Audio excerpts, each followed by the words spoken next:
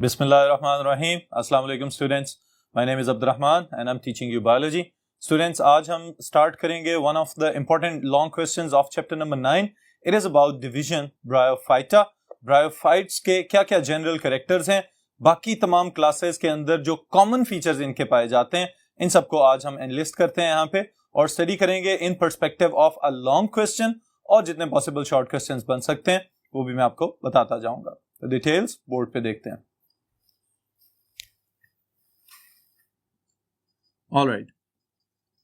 In this session, we will talk about the bryophytes.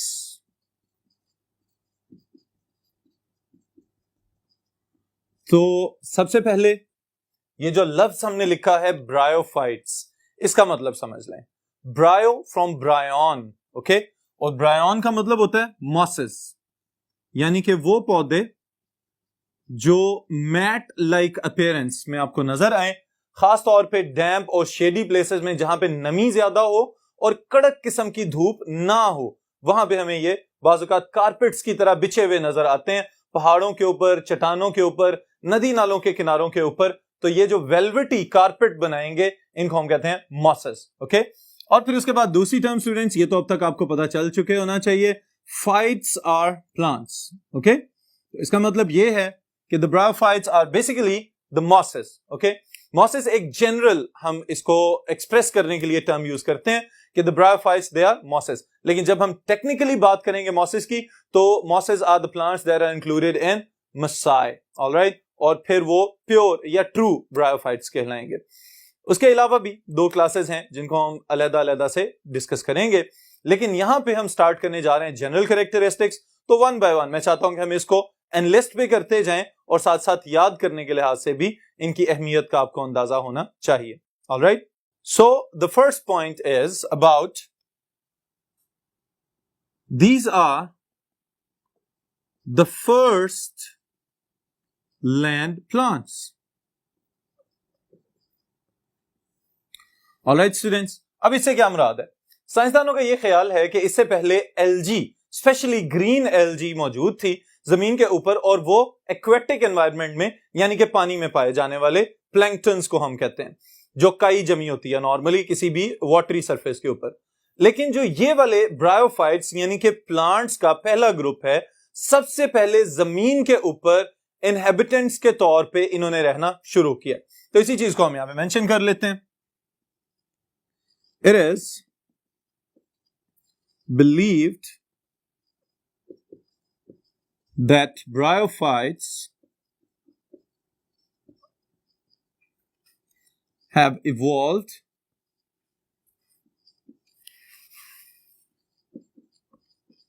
from green algae and themselves bryophytes are the first land plants. All right students, अब ये वाली बात तो हमें समझ में आ गई कि एक्वेटिक एनवायरनमेंट से टेरेस्ट्रियल एनवायरनमेंट में आने के लिए एक लंबा दौरानिया रहा होगा, और उस एवोल्यूशनरी टाइम के दौरान एल्जी अपने आप को मॉडिफाई करती रही और फिर ब्रायोफाइट्स की फॉर्म में जमीन के ऊपर नजर आना शुरू हो गई.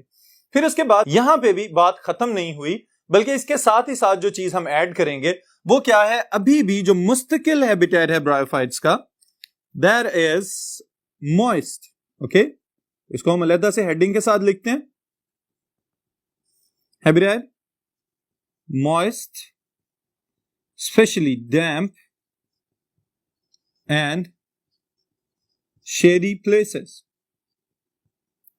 दरख्तों के तनों के ऊपर, नदी नालों की साइड्स के ऊपर, और उसके साथ ही साथ जो पहाड़ और चट्टाने जहां पे नमी और शेड यानी कि तेज धूप मौजूद ना हो, सायादार जगह हो, वहां पे ये ब्रायोफाइट्स उगते हुए आपको नजर आ सकते हैं. ऑलराइट, लेकिन इसके साथ ही साथ स्टूडेंट्स, चूंकि जमीन के ऊपर आ गए तो इनको डिहाइड्रेशन या डेसिकेशन से बचाव के लिए भी कुछ ना कुछ तो करना पड़ेगा. और वो खसूसियत क्या है? They possess a cuticle. इनके पास एक क्यूटिकल मौजूद है. This is a protective layer that is thick and thin in different parts of the plant. Alright?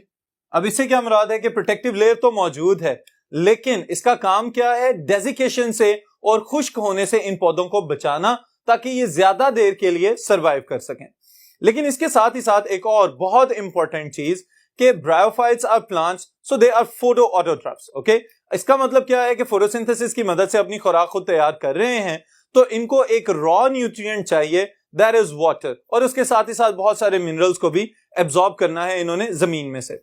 अब एब्जॉर्ब करने के लिए तो इनके पास राइजोइड्स मौजूद हैं, there are root like structures. Okay, they are not true roots but they are root like structures. उसके साथ ही साथ अब रूट से अपर एरियल पार्ट्स तक इस खुराक को और पानी को और मिनरल्स को और सॉल्ट्स वगैरह को लेके आने के लिए जो हमारे पास हायर प्लांट्स हमारे इर्द गिर्द मौजूद हैं, दे possess xylem and phloem as conducting tissues, but there are no conducting tissues in these plants. That's why they are known as non-vascular plants. All right, students. तो ये एक important short question आपके लिए बनेगा. Why the bryophytes are known as non-vascular plants? Bryophytes का एक feature है और आपके लिए शॉर्ट क्वेश्चन है। Bryophytes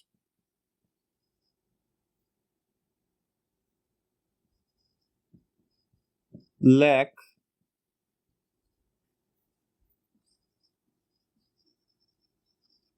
a conducting, that is xylem and phloem, as well as strengthening tissue. All right? इनके पास कोई इस तरह का टिश्यू मौजूद नहीं है कि जो नमकियात और पानी को जमीन में से एब्जॉर्ब होने के बाद अपर पार्ट्स तक लेके जाए, या फिर ऐसा हो कि इनके सॉफ्ट प्लांट पार्ट्स को वुडी या स्ट्रॉन्ग पार्ट्स में कन्वर्ट कर दे। Alright, so that's why they are generally known as the non vascular plants. Okay, और इनके लिए एक और टर्म भी स्टूडेंट्स याद आप रखेंगे, दैट इज थैलोफाइट्स। ओके, और थैलोफाइट्स क्यों कहते हैं इनको? Because they have a thallus like body. और थैलस क्या चीज है? It is another short question, इसको मैं यहां पे डिफाइन कर रहा हूं। What is thallus? The plant body that cannot be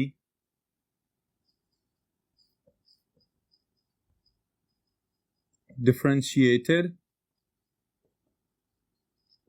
into true roots, stem and leaves. All right?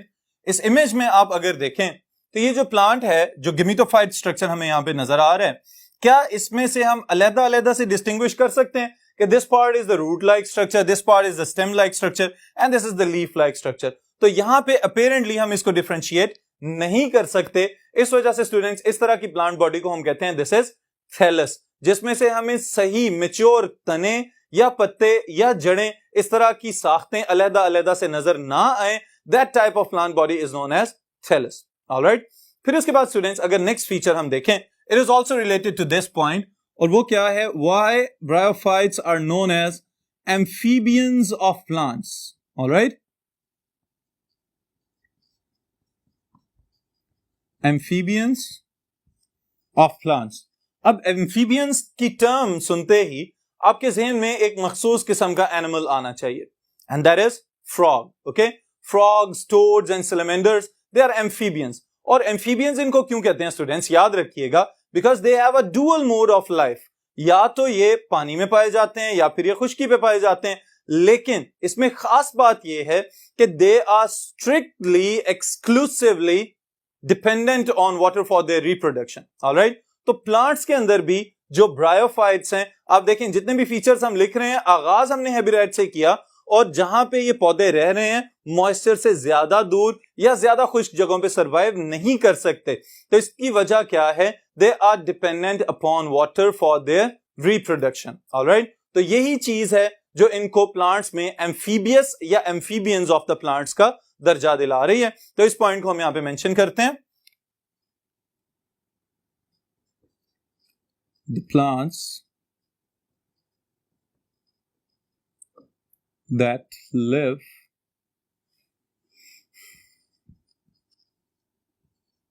around aquatic environment and depend on water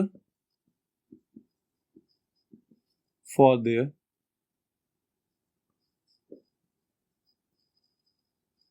reproduction, especially sexual reproduction. Alright students, sexual reproduction में चूंकि fertilisation की involvement है, तो mail और female gametes को करीब करीब लाना और फ्यूज करवाना, ये एक्वेटिक एनवायरनमेंट के साथ रिलेट कर रही है ये वाली बात इस ग्रुप ऑफ प्लांट्स के लिए। तो that's why these plants are known as amphibians of plants, alright. Then students, इसके बाद एक और बात हम मेंशन करते हैं, that is about the morphology of plants. What is morphology? The external appearance of the plants. Okay? पौधे की जो बैरूनी साख्त आपको नजर आ रही है, बाहर से किस तरह का कोई प्लांट आपको नजर आता है, that is known as morphology of plants. Animals के लिहाज से बात करेंगे तो उनकी जो एक्सटर्नल अपीयरेंस होती है, that is also known as morphology. Okay? लेकिन यहां पे जो टर्म मैं आपको बताना चाह रहा हूं, that is related to morphology, but it is heteromorphic. Okay? ये जो टर्म मैं आपको बता रहा हूं स्टूडेंट्स, ये याद रखिएगा, क्योंकि ब्रायोफाइट्स को और आने वाले ग्रुप्स को समझने के लिए आपको इसका आइडिया होना चाहिए। That is heteromorphic. ओके, इसके साथ एक और वर्ड मैं मेंशन कर देता हूं, अल्टरनेशन ऑफ जनरेशंस।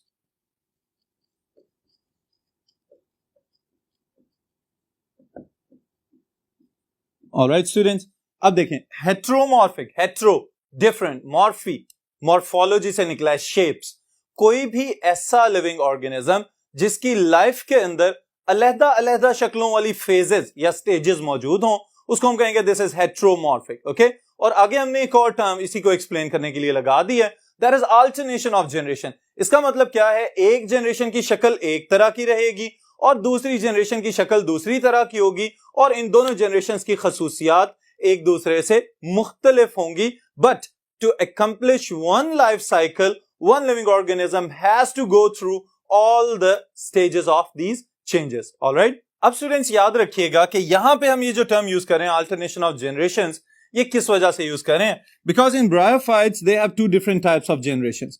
एक जनरेशन जिसको हम कहते हैं गेमीटोफाइट जनरेशन,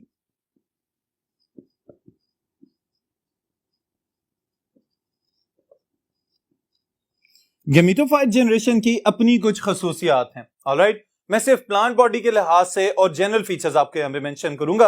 हर एक ग्रुप के अंदर गेमीटोफाइट की थैलस और उसकी वेजिटेटिव स्ट्रक्चर्स जो हैं वो एक दूसरे से मुख्तलिफ हो सकते हैं। ऑलराइट, लेकिन यहां पे जो हम बात करेंगे ये मोस्टली सब ब्रायोफाइट्स के अंदर मौजूद होता है। और वो क्या है? गेमीटोफाइट सबसे पहले नंबर पे, this is the autotroph of this life cycle. Okay, यानी कि गेमीटोफाइट के पास फोटोसिंथेटिक टिश्यूज मौजूद होते हैं और ये फोटोसिंथेसिस के जरिए अपनी खुराक खुद तैयार कर सकता है। तो इस वजह से इसको हम कह रहे हैं दिस इज ऑटोट्रॉफिक पार्टनर और autotroph. Next is this is a thallus like body. Okay, और ये हमें पता चल गया the plant body that can not be differentiated into true root, stem and leaves. फिर उसके बाद स्टूडेंट्स थर्ड फीचर जो हम यहां पे मेंशन कर रहे हैं, that is important, predominant and independent stage. All right? अब इससे क्या मुराद है? कि हो सकता है दूसरा जो इसका फेज या दूसरी स्टेज होगी वो डिपेंडेंट हो गेमिटोफाइट जनरेशन के ऊपर, लेकिन गेमिटोफाइट जनरेशन क्योंकि अपनी खुराक खुद तैयार कर सकता है, खुद से रिप्रोड्यूस करने की सलाहियत इसके पास मौजूद है, इस वजह से it is completely independent of any other member of the complete life cycle. Alright, life cycle को मुकम्मल करने के लिए इसको किसी दूसरे मेंबर की जरूरत नहीं है, इस वजह से हम इसके साथ लिख रहे हैं कि this is independent. Okay students, फिर उसके बाद अहम चीज जो है that is about it's reproductive structures. इसके पास आर्चिगोनिया मौजूद हैं, also known as archegonia. Okay, these are the female reproductive structures.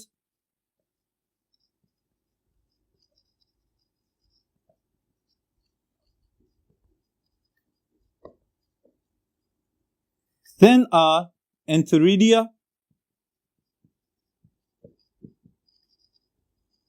and antheridia are male reproductive structures. All right students, अब देखें एंथरीडिया और आर्चिगोनिया ये आपको नजर कहां पे आएंगे, गेमिटोफाइट जनरेशन के अंदर। वही स्ट्रक्चर जिसको अभी हमने थैलस कहा था, इसी थैलस के अंदर समटाइम्स सरफेस के बिल्कुल करीब सुपरफिशियल टिश्यू के ऊपर और sometimes in different members embedded inside the thallus हमें नजर आ सकते हैं खास किस्म के रिप्रोडक्टिव स्ट्रक्चर्स जिनमें मौजूद हैं एंथरीडिया और archegonia, and these are the male and female reproductive structures of the gametophyte generation. इनके अंदर गेमीट्स प्रोड्यूस किए जाएंगे और फिर वो गेमीट्स जो हैं उनकी फ्यूजन या उनके मिल जाने से फर्टिलाइजेशन का अमल होगा और फिर वहां से दूसरी जनरेशन का आगाज होगा, and the other one is sporophyte generation. So second generation is sporophyte. तो अब याद रखिएगा पहली बात तो ये कि the sporophyte is produced by the fertilization of gametes। तो gametes कहां से आए, गेमिटोफाइट से।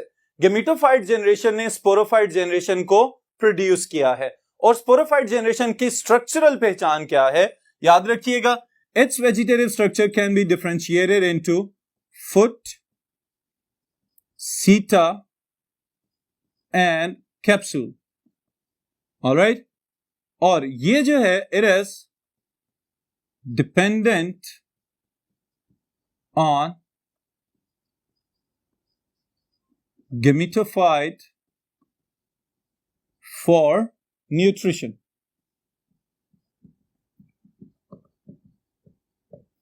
ऑलराइट स्टूडेंट्स, अब देखें ये जो फीचर्स हम यहां पे मेंशन कर रहे हैं, अगर आप इस इमेज के अंदर गौर करें तो आपको आइडिया होगा कि gametophyte generation that was embedded inside the soil और राइजोइड्स की मदद से न्यूट्रिएंट्स और वाटर को एब्जॉर्ब किया जा रहा था, उसके बाद वो सिंपल डिफ्यूजन और ऑस्मोसिस से ऊपर की जानिब मूव करते हुए चले जा रहे थे।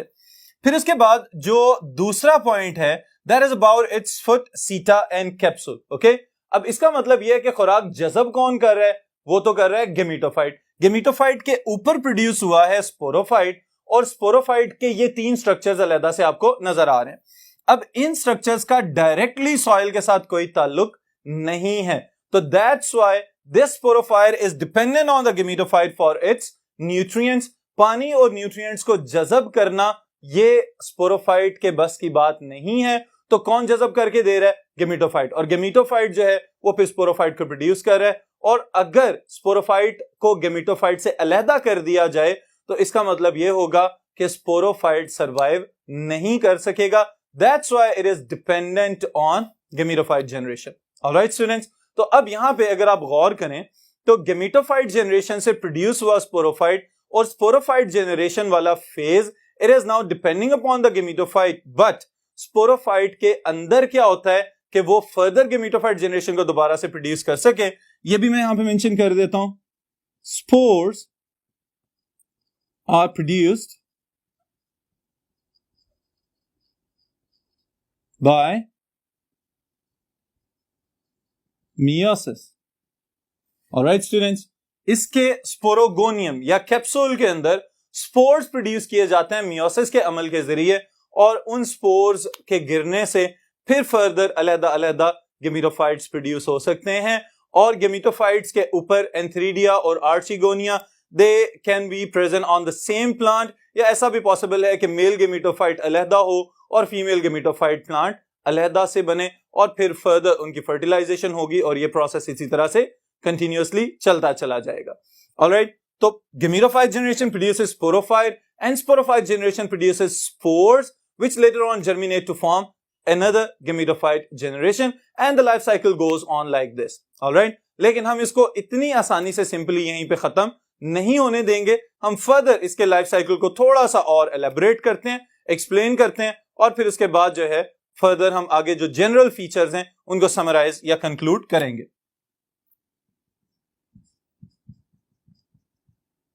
Life cycle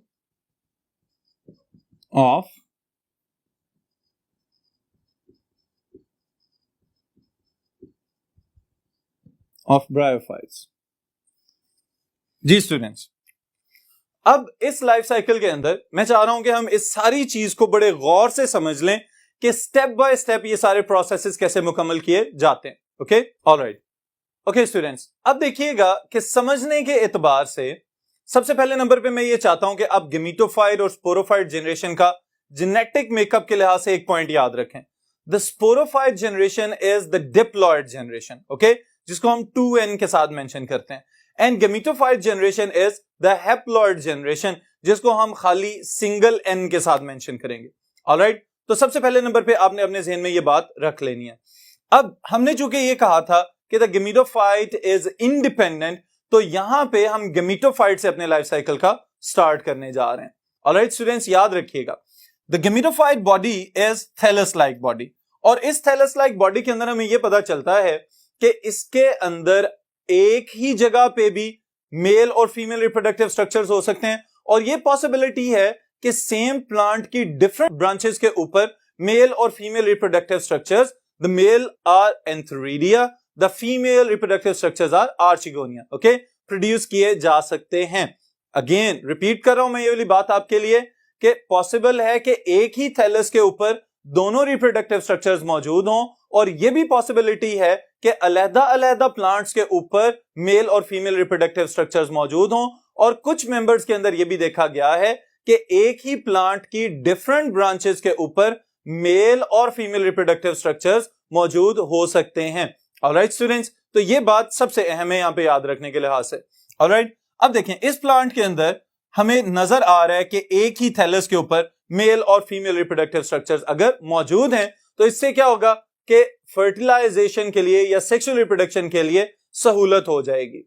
but in the other case अगर ऐसा हो कि प्लांट के अंदर मेल रिप्रोडक्टिव स्ट्रक्चर्स एक अलहदा प्लांट के अंदर मौजूद हैं और जो फीमेल रिप्रोडक्टिव स्ट्रक्चर्स हैं वो किसी दूसरे प्लांट के अंदर मौजूद हैं, तो now they require water for their reproduction. Alright, इनको फर्टिलाइजेशन के लिए पानी की जरूरत है, और पानी की जरूरत है रिप्रोडक्शन के लिए, तो इसी वजह से हमने इनको कहा था amphibians of the plants. Alright students, अब देखें जी क्या होगा कि the male reproductive structure it produces numerous, बहुत ज्यादा तादाद में एंथीरोजॉइड्स यानी कि मेल स्पर्म्स प्रोड्यूस कर रहा है, और चूंकि गेमेटोफाइट खुद हैप्लॉइड था तो माइटोसिस के जरिए स्पर्म्स प्रोड्यूस किए जा रहे हैं, and these sperms are also haploid. Okay, फिर उसके बाद दूसरी तरफ देखें तो inside the female reproductive structure वहां पे एक ही नॉन मोटाइल एग प्रोड्यूस किया जा रहा है, that is present at the base of its archegonium. Okay,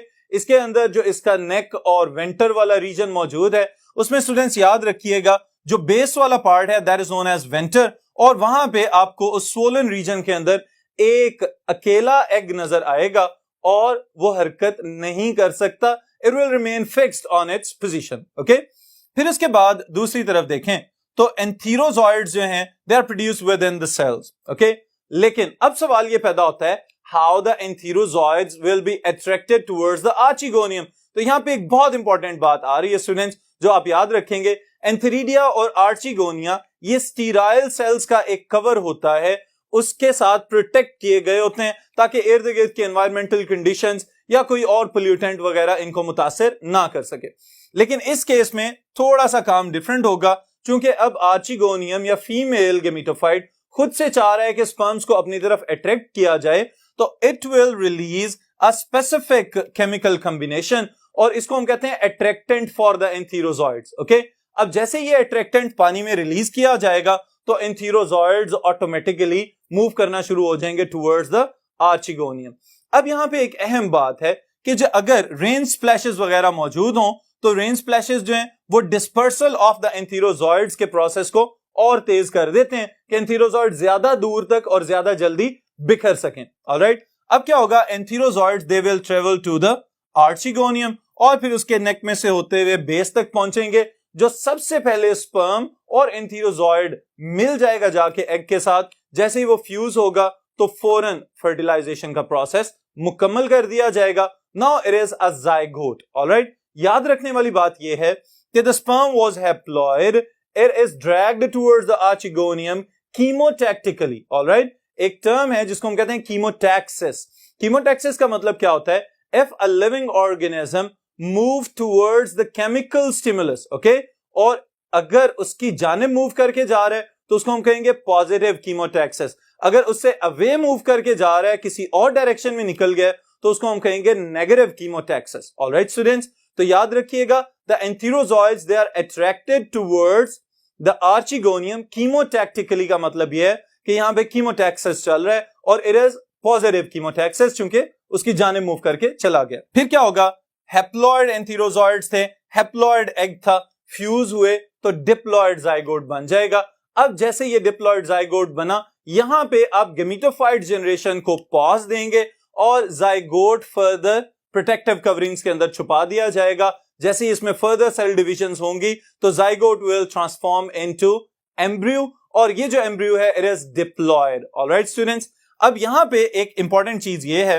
कि ये एम्ब्रियो अटैच्ड रहेगा विद द आर्चिगोनियम और गेमेटोफाइट जनरेशन से अलहदा नहीं होगा, क्योंकि गेमेटोफाइट जनरेशन का अगर काम खत्म हुआ है तो इसके बाद कौन सी जनरेशन का आगाज होगा, that is the sporophyte generation. और sporophyte generation is dependent upon the gametophyte generation. इस केस में क्या होगा कि now the embryo it will stay embedded within the archegonium और आहिस्ता आहिस्ता जर्मिनेट करता हुआ बड़ा होना शुरू हो जाएगा। जैसे ही एम्ब्रियो जर्मिनेट करेगा तो इसमें से ये तीनों स्ट्रक्चर्स आपको बड़े क्लियरली नजर आ सकते हैं, द फुट, सीटा and the capsule. Okay, capsule को हम कहते हैं स्पोरोगोनियम क्योंकि इसके अंदर खास किस्म के सेल्स बनेंगे that are known as sporozoites. अब ये स्पोरोसाइट्स फर्दर स्टूडेंट्स इनके अंदर मियोसिस का प्रोसेस हो जाएगा क्योंकि अभी तक ये डिप्लॉयड हैं और जैसे ही मियोसिस होगी तो हम कहेंगे रिडक्शन डिवीजन हो गई है। One cell will divide into 4 और फिर genetic material it will reduce to half.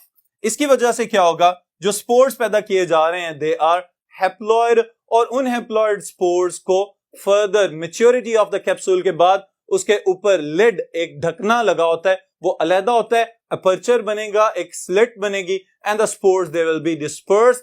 अगर उनको गिरते साथ ही फेवरेबल कंडीशंस मिलेंगी तो जैसे ही वो गिरेंगे उनमें से फिर फर्दर गेमेटोफाइट्स ग्रो करना शुरू हो जाएंगे। Now again from the beginning the gametophyte generation produced the sporophyte generation.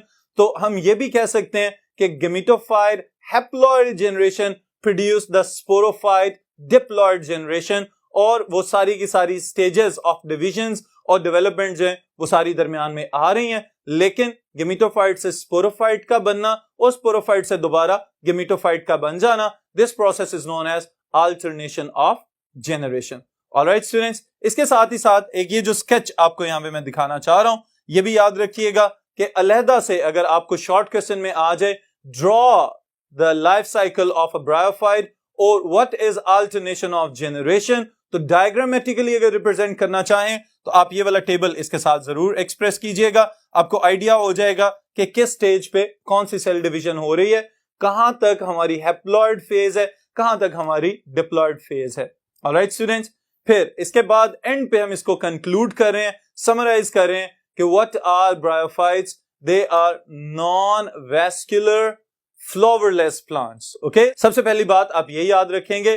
फिर उसके बाद स्टूडेंट्स याद रखिएगा कि the gametophyte generation is the dominant generation, more conspicuous, ज्यादा इंडिपेंडेंट जनरेशन है। फिर उसके बाद the sporophyte generation is dependent generation और उसके बाद एक मल्टीपल चॉइस क्वेश्चन स्टेटमेंट है आपके लिए कि दीज स्पोर्स आर सेम। तो इस वजह से हम कहते हैं कि this condition is known as homospory and the sporophyte is homosporous generation. Alright, क्योंकि सब के सब स्पोर्स देखने के लिहाज से, मॉर्फोलॉजी के लिहाज से एक जैसे नजर आ रहे हैं, जेनेटिक मेकअप्स उनके अंदर डिफरेंट मौजूद हो सकते हैं, चूंकि देखने में एक जैसे हैं तो इस वजह से इस कंडीशन को हम कहते हैं दिस इज होमोस्पोरी और होमोस्पोरस जनरेशन। ऑलराइट स्टूडेंट्स, तो यहीं तक इस सेशन को हम रोक रहे हैं, फिर इंशाल्लाह ताला कंटिन्यू करेंगे।